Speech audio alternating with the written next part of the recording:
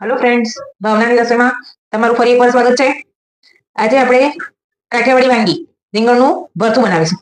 તેમાં એક આપણે આ મોટી સાઈઝનું રીંગણ લઈ લીધું છે। તમે આની જગ્યાએ વ્હાઈટ રીંગણ પણ લઈ શકો છો। મેં અહીંયા આ રીંગણ લીધેલું છે। આ મેં ધોઈ અને સાફ કરીને લીધેલું છે। હવે આપણે આ વધારાનો પાર્ટ કાઢી લઈશું। હવે આપણે આને શેકવાનું છે, એટલે આ રીતના મોટા ચીરા કરી લઈશું।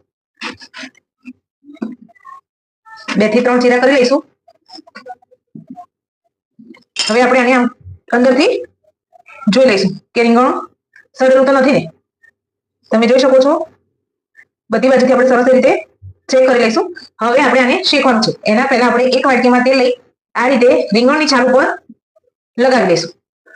આનાથી જ્યારે આપણું રીંગણ શેકાઈ જાય તેની છાલ ઉતારી લેવામાં ગેસ ચાલુ કરી અને એની ઉપર રીંગણ મૂકી દઈશું।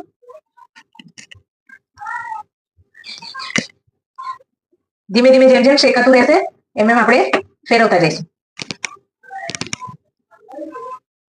ફ્રેન્ડ્સ, તમે જોઈ શકો છો આપણે એક બાજુ સરસ શેકાઈ ગઈ છે। હવે બીજી બાજુ શેકીશું। આવી જ રીતે આપણે રીંગણની બધી સાઈડ શેકી લઈશું। ફ્રેન્ડ્સ, હવે તમે જોઈ શકો છો કે આપણું રીંગણ બધી બાજુથી સરસ ચડી ગયું છે। હવે આપણે એને ગેસ બંધ કરીને ઉતારી દઈશું અને થોડું ઠંડુ થાય પછી એની છાલ ઉતારીશું।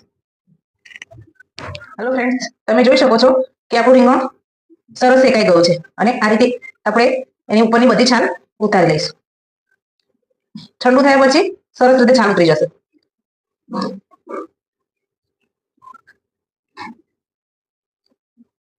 ફ્રેન્ડ્સ, તમે જોઈ શકો છો કે આપણે બધી છાલ ઉતારી લીધી છે।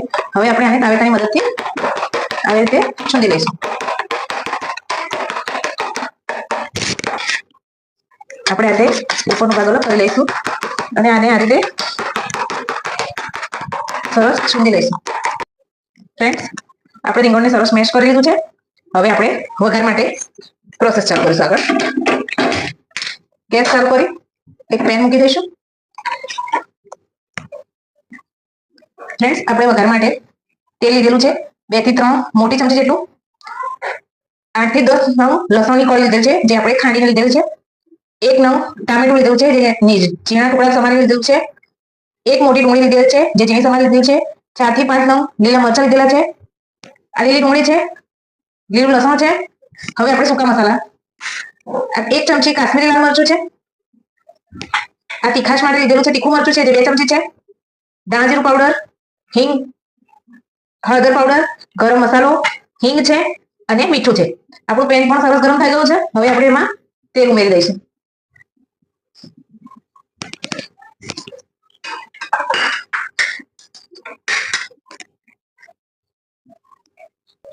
ફ્રેન્ડ્સ, આપણું તેલ સરસ ગરમ થઈ ગયું છે। હવે આપણે એમાં હિંગ ઉમેરીશું।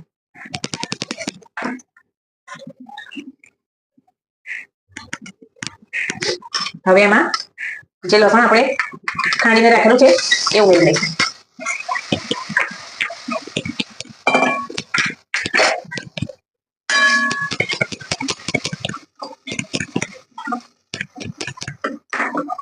હવે આપણે એમાં લસણ આપણું તરતાઈ ગયું છે, એટલે હવે એમાં આપણે સૂકી ડુંગળી એડ કરી લઈશું। હવે એને થોડી ગોલ્ડન બ્રાઉન થવા દઈશું।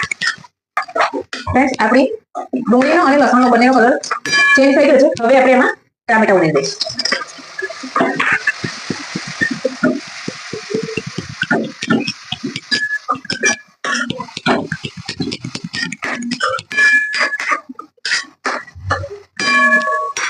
હવે આપણે આમાં આ સમયે મીઠું ઉમેરી દઈશું, જે તમે તમારા સ્વાદ અનુસાર ઉમેરી શકો છો। મેં અહીંયા 1 થી 1.5 ચમચી જેટલું મીઠું યુઝ કર્યું છે।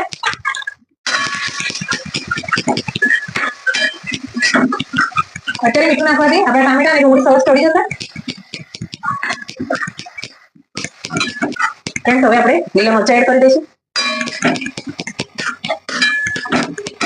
આ મરચાં આપણે બહુ તીખા નહીં, મીડિયમ લીધેલા છે, એટલે એ પ્રમાણે જે પ્રમાણે તમે તમારા ઘરમાં તીખું ખાતા હોય એ પ્રમાણે મરચાં તીખાશ ઓછી વધારે કરી શકો છો। હવે આપણે ટામેટા, ડુંગળી અને લીલા મરચાં, લીલી ડુંગળી ઉમેરી દઈશું અને લીલું લસણ।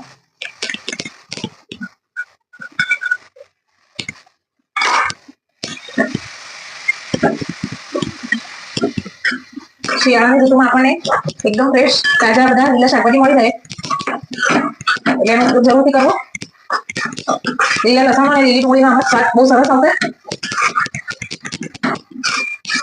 હવે બંનેને થોડીક વાર ચડી જવા દઈશું. આપણે આ તમે થોડો ગેસ ધીમો કરી દઈશું. લીલું લસણ અને લીલી ડુંગળી બધું મિક્સ કરી દીધું છે. હવે થોડી વાર એને ચડવા દઈશું. ફ્રેન્ડ્સ, તમે જોઈ શકો છો આપણે ડુંગળીને બધું સરસ ચડી ગયું છે અને તેલ પણ છૂટું પડી ગયું છે. હવે આપણે સૂકા મસાલા એડ કરીશું. એક થી 1.5 મોટી ચમચી આ તીખું લાલ મરચું છે. આ કાશ્મીરી મરચું છે. 1 ચમચી, 1.5 ચમચી જેવું ધાણા જીરું પાવડર, 1/2 ટેબલસ્પૂન હળદર પાવડર અને આ 1 ચમચી નાની 1 ચમચી જેટલો ગરમ મસાલો છે. હવે આપણે બધું સરસ મિક્સ કરી લઈશું.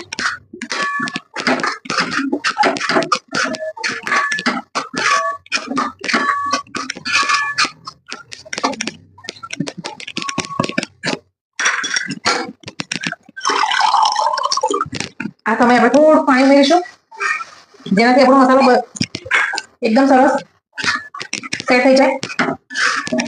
બધું મિક્સ કરી લઈશું.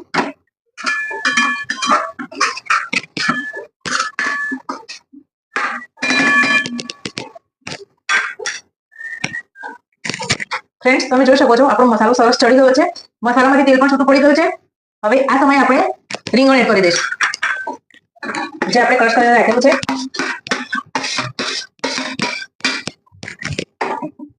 હવે આપણે બધું મિક્સ કરી લઈશું.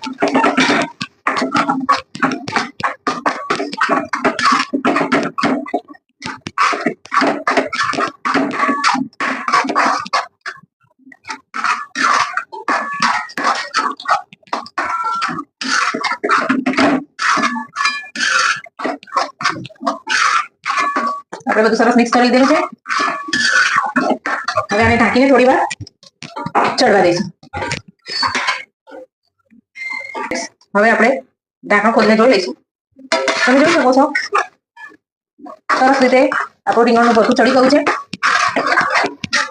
આ સમયે તમે મીઠું અને તીખાશ ચેક કરી લેજો. તમારી જરૂરિયાત પ્રમાણે ઓછું લાગે તો એડ કરી શકો છો. હવે આપણે ગેસ બંધ કરી અને રીંગણનું ભરથું સર્વિંગ બાઉલમાં કાઢી લઈશું. ફ્રેન્ડ્સ, આપણું રીંગણનું ભરથું અહીં તૈયાર છે. હવે ઉપરથી લીલા ધાણા એડ કરીશું.